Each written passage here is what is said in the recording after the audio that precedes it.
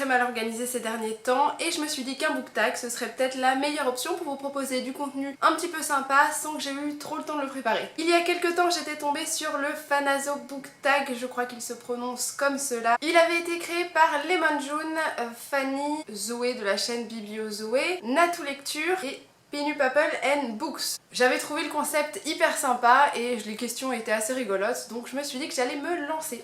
Première question, en privé ou en public, as-tu l'habitude de sentir tes livres? Et même ça, je le sniffe.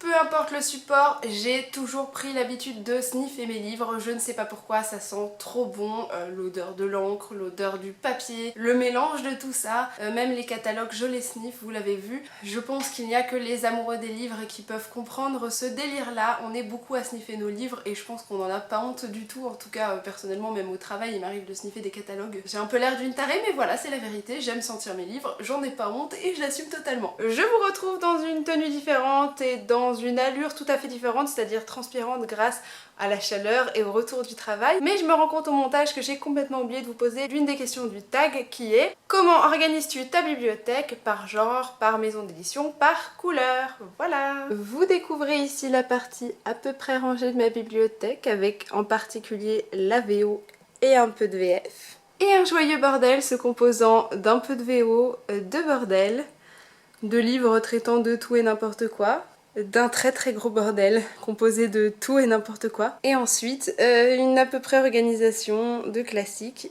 et de science-fiction, fantasy. Ici c'était censé être que les thrillers mais vous voyez qu'il y a de tout. Comme vous l'avez vu, j'ai essayé d'organiser mes livres dans mes deux bibliothèques mais franchement c'est pas la meilleure organisation du monde, c'est pas spécialement réfléchi ni pensé. J'ai juste fait un côté VO à peu près bien rangé et encore c'est pas que de la VO, avec je l'avoue les jolis livres hein, parce qu'ils sont très très beaux, et un côté VF que j'ai essayé d'organiser par genre, donc thriller, science-fiction, classique, fantasy, ce genre de choses. Bref, j'ai essayé de faire une organisation mais vous avez pu constater que vu que mes bibliothèques débordent, clairement il n'y a plus d'organisation et tout est mélangé dans mes étagères. Surtout pour ce qui concerne la VF. Tes livres restent-ils précieusement à la maison ou t'accompagnent-ils partout?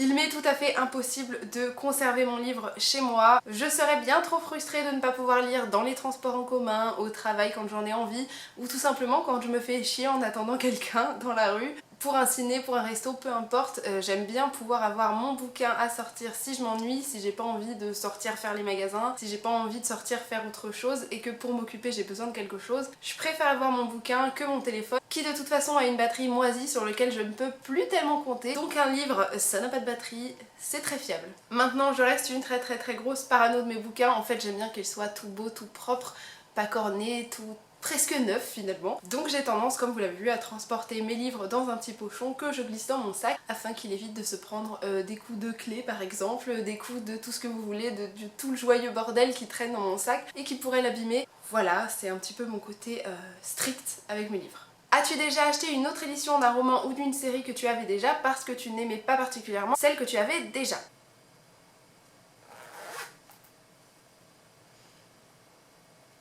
Vous l'avez vu et vous le savez, je dois faire des économies, je ne suis pas riche donc c'est pas le genre de choses que j'ai tendance à faire, ou alors si jamais je devais le faire, j'aurais tendance à revendre l'édition que j'avais déjà pour ensuite racheter une édition qui me plairait le plus, mais c'est pas quelque chose que j'ai déjà fait, en tout cas je n'ai pas de livre en double à la maison. Si jamais je devais le faire, ce serait peut-être avec l'édition que j'ai du livre Illuminae qui est en hardback, mais c'est-à-dire qu'il n'a pas de dust jacket par dessus, il n'y a pas la jolie jaquette. J'ai une édition de bibliothèque il me semble, du coup je n'ai pas ce joli effet de transparence qui existe sur la version on va dire grand public du livre, aux États-Unis bien sûr, que je rachèterai peut-être parce que je la trouve très jolie et que comme il me reste les 2 et 3 à acheter qui ne sont pas sortis, peut-être que je me ferai le plaisir de tous les avoir dans la même édition, c'est plus sympa, ça pour le coup j'aime bien, donc je le ferai peut-être. Depuis combien de temps collectionnes-tu les livres et est-ce que Booktube t'a influencé? Je vais vous présenter une petite sélection de bouquins et ça va sans doute répondre à la question. Et le classique de l'adolescence.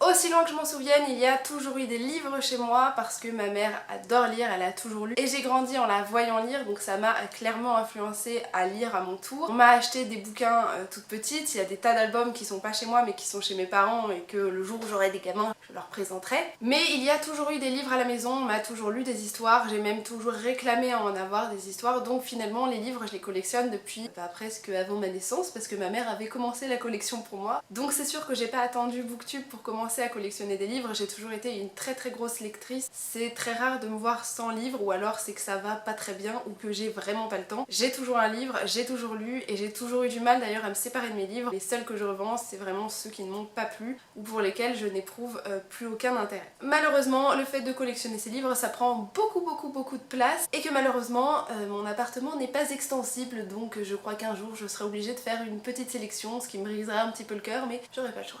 Tu as acheté un livre il y a un bon moment et il attend sagement que tu le lises, mais il ne t'attire plus du tout. Qu'est-ce que tu en fais? Est-ce que tu le revends? Est-ce que tu le donnes? Est-ce que tu vas le lire quand même?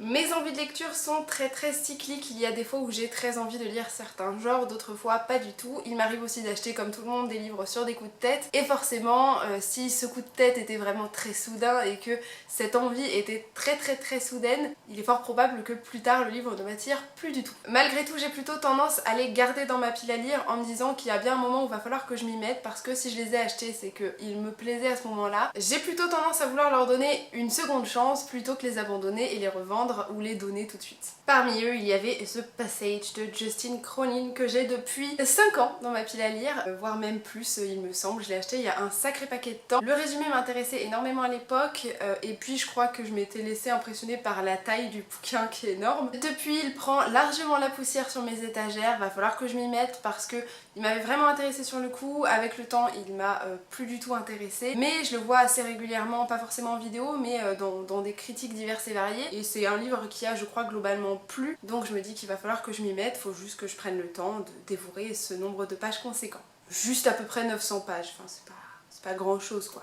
Plutôt donner, revendre ou entasser les livres lus. Si j'ai adoré ma lecture, c'est certain que je me séparerai pas du livre, je vais le garder dans ma bibliothèque, il fera partie de ma collection et si je peux, j'essaierai de convaincre tout le monde et tout mon entourage de le lire. C'est d'ailleurs le type de livre que je prendrai probablement le temps de relire un jour, évidemment j'en sais rien de quand et comment je m'y mettrai, mais le fait est qu'un livre qui me plaît va rester avec moi et que je ne songe même pas à aller le revendre. Un livre que j'ai pas spécialement apprécié mais que j'ai lu, je vais éventuellement le prêter à mon entourage avant si ça les intéresse, mais c'est pas toujours le cas et la plupart du temps je vais aller le revendre chez Gilbert Joseph quand ils me le reprennent et s'ils me le reprennent pas, et bien je le donne dans une association parce que ça peut toujours aider les gens. Et que bon, soyons honnêtes, hein, Gilbert Joseph, un poche, ils vous le reprennent pas bien cher. Donc au final, revendre ou donner, c'est presque la même chose. Livres et adaptations cinématographiques. Sacrilège, bon filon ou plaisir de retrouver cet univers à l'écran. J'ai bien peur qu'il s'agisse d'un gros flop. Clairement, j'ai rien contre une bonne adaptation cinématographique d'un livre que j'ai apprécié, même que je ne connais pas. Souvent ça va même m'encourager à le découvrir en tant que bouquin, donc c'est pas plus mal, ça encourage la découverte et parfois ça encourage même plein de gens à lire, donc c'est très bien dans les faits. Malheureusement, les adaptations cinématographiques, elles sont pas toujours très bien réussies, elles sont pas toujours bien faites, les univers ne sont pas toujours très bien respectés, les ambiances des bouquins ne sont pas toujours très bien représentées, et c'est souvent source d'une énorme frustration pour moi. Autant j'ai adoré l'adaptation, alors ce n'est pas cinématographique, mais en tant que série de Game of Thrones, où l'univers est extrêmement bien repris, ils ont fait pas mal de modifications, mais au final, elles sont assez cohérentes et on s'est quand même bien amusé au niveau de la série. Ça respecte quand même dans l'ensemble l'univers qu'a créé l'auteur et c'est, je pense, le plus important. J'ai évidemment apprécié les adaptations d'Harry Potter, même si honnêtement le 5e film, on peut dire qu'ils ont fait une petite adaptation un petit peu libre du bouquin, donc c'est un petit peu dommage ça. Mais dans l'ensemble, l'univers d'Harry Potter était quand même super bien repris et c'était pas plus mal. Et vous l'avez compris, la 5e vague, j'avais fait une vidéo à ce sujet, j'ai absolument pas apprécié l'interprétation très teen movies qui en a été faite. Grosse déception. Je ne parlerai même pas du 3e film Divergente qui était un massacre. C'était une grosse blague. J'ai été la rageuse du cinéma, hein. Je suis sortie en mode mais c'est pas normal, ça devrait pas se terminer comme ça, mais non.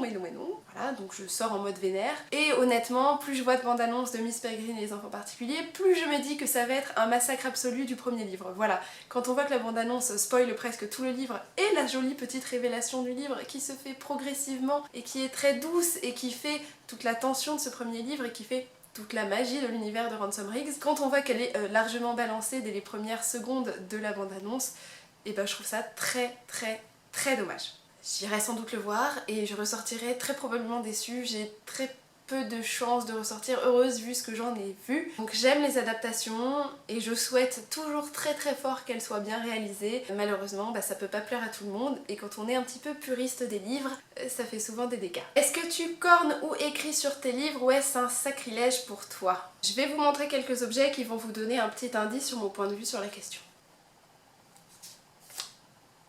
Très pratique le post-it. Qu'est-ce que c'est? Un marque-page! Et on peut même se servir d'une étiquette de vêtements comme marque-page, c'est fou hein? Vous l'avez compris dans une précédente réponse, je suis vraiment très soigneuse de mes livres. J'ai une amie que j'engueule assez régulièrement parce qu'elle a tendance à balancer mes bouquins dans son sac et puis elle s'en fout. Et quand je la vois faire, mon petit cœur de lectrice soigneuse, là, il se brise un petit peu. Il se dit non, c'est pas possible, tu l'abîmes, il était si beau, si droit, pas corné, tout beau, tout frais, et c'est fini. Donc non, j'ai tendance à être extrêmement soigneuse, je ne vais jamais corner un livre. Je peux avoir 100 millions de marque-pages, il y a toujours l'occasion de marquer sa page sans abîmer le livre. Les seules fois où j'ai dû écrire dans un bouquin, c'était au lycée ou au collège qu'on m'imposait une lecture et que d'ailleurs souvent elle ne me plaisait pas, donc je n'avais aucun scrupule à écrire dans ce petit livre. Surtout que si vous voulez revendre vos bouquins chez Gilbert Joseph par exemple, ils vont pas trop accepter un bouquin abîmé, donc c'est plutôt mieux de le garder en bon état sans laisser de traces de votre passage de temps. Parles-tu à tes livres pendant tes lectures? Mais fais pas ça! Mais tu vois bien qu'il est pas net ce type, méfie-toi! Mais quelle m'agace! Vous avez compris, j'ai tendance à plutôt insulter les personnages en fait. Donc oui, je parle à mes livres, en fait je parle surtout aux personnages des bouquins, surtout quand ils font les actions les plus débiles du monde. Ils m'agacent, j'ai envie de leur dire t'es con, va pas dans la mauvaise option, ne te fous pas encore plus dans la merde, ne fais pas des actions qui vont t'apporter que du mal. J'ai tendance à leur parler quand ils m'énervent beaucoup, donc finalement je parle un peu à l'auteur parce que sur le coup ça m'énerve. Mais bon, c'est les occasions pour lesquelles je vais m'adresser à mon livre, sinon la plupart du temps je vais être très sage et je vais pas lui parler. Surtout que je lis, je pense, plus à l'extérieur de chez moi que chez moi. Du coup, ce serait un petit peu me ridiculiser devant tout le monde, donc j'évite un petit peu quand même, je le fais pas trop. Par contre, je peux le penser très fort ou avoir un très large sourire devant une situation qui me fait vraiment rire. Je ris du coup plus devant mes livres. Peux-tu prêter un livre de ta bibliothèque que tu n'as pas encore lu ou est-ce que ça te dérange? Non.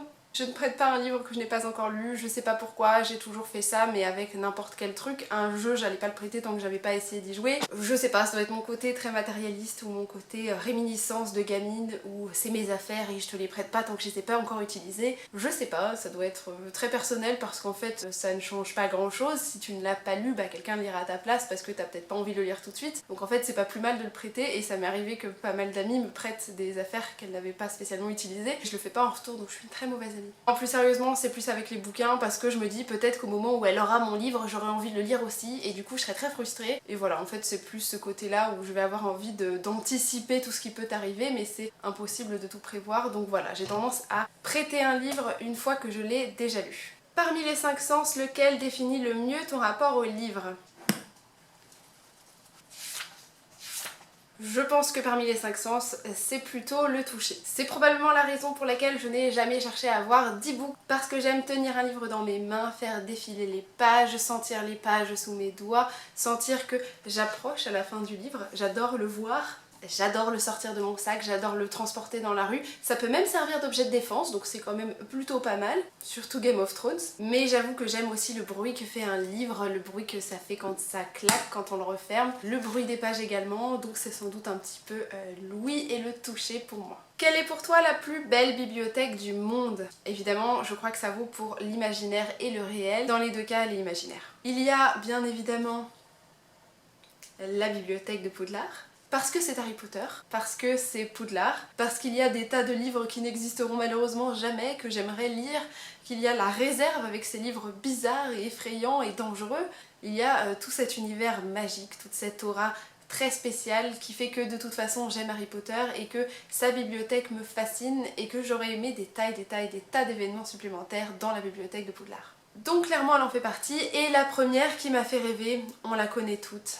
La Belle et la Bête. Qui ne rêve pas de cette pièce gigantesque, mais vraiment gigantesque, avec des escaliers en colimaçon pour vous proposer encore plus de lecture. Il y a des livres partout, en plus la pièce est super lumineuse dans le dessin animé, alors évidemment c'est imaginaire, mais elle est très belle. J'imagine que je mettrais même pas toute ma vie pour remplir toute la bibliothèque si jamais un jour elle existait et que rêvons, j'ai les moyens d'avoir la même. C'est l'une des bibliothèques qui me fait vraiment rêver et qui a participé encore plus à susciter mon amour de la lecture. Je pense que je suis pas bien originale sur ces deux points-là parce qu'on est beaucoup à les aimer ces deux bibliothèques. Et il y a aussi la question bonus de Zoé qui m'a bien fait rire. Est-ce que tu as l'habitude de prendre un livre aux toilettes? Situation de tous les jours.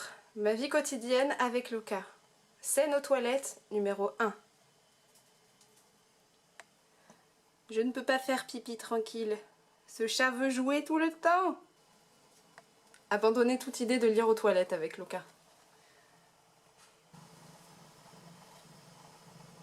La petite scène que je viens de vous présenter vous a répondu tout de suite à la question non, je n'ai pas l'habitude de le faire parce que de toute façon je n'en ai pas l'occasion. J'ai un petit chat-chien qui s'appelle Loka, que vous avez vu dans plusieurs vidéos, de toute façon que je case à chaque fois parce que je suis une mamie chat, qui me rapporte systématiquement ses jouets quand elle entend que je suis aux toilettes. Elle entre dans la pièce, elle me ramène sa petite grenouille et je dois lui lancer. Parce que c'est un chien, hein, elle n'a pas compris qu'elle était un petit chat, c'est un chien et il faut toujours l'occuper et la faire jouer. Donc clairement elle me laisse pas l'occasion de bouquiner aux toilettes. Puis de toute façon, en fait j'estime qu'on n'y reste pas suffisamment longtemps pour vraiment profiter de son livre, donc j'ai plutôt tendance à aller faire mes petites affaires et puis revenir bouquiner si j'étais en train de le faire. Et je viens de me rendre compte que j'avais oublié une question, et c'est: tu préfères lire des livres neufs ou d'occasion? Clairement je m'en fous, c'est plutôt en fonction de mes moyens et de si je vais trouver un livre en occasion que j'avais très envie de lire, que je le trouve en pas trop mauvais état parce que ça m'emmerde un peu de payer parfois un livre d'occasion trop cher pour l'état dans lequel il se trouve, mais globalement je m'en fiche un peu, ça dépendra de mes moyens à ce moment-là, de l'occasion de trouver un livre plutôt rare ou pas. J'admets que j'achèterais plutôt de l'occasion quand il s'agit de bouquins français parce que tout simplement des bouquins en VO, je les trouve plus rarement en occasion. Donc ce sera plutôt du neuf pour les livres en VO parce qu'on les trouve tout simplement pas en occasion, et plus de l'occasion pour tout ce qui est littérature française ou traduction française tout simplement.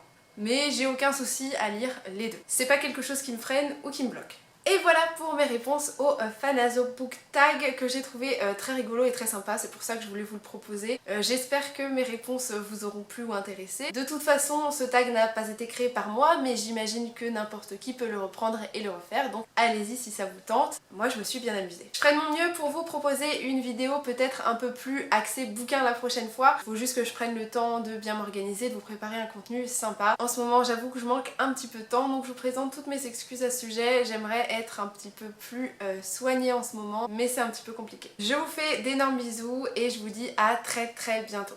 Salut!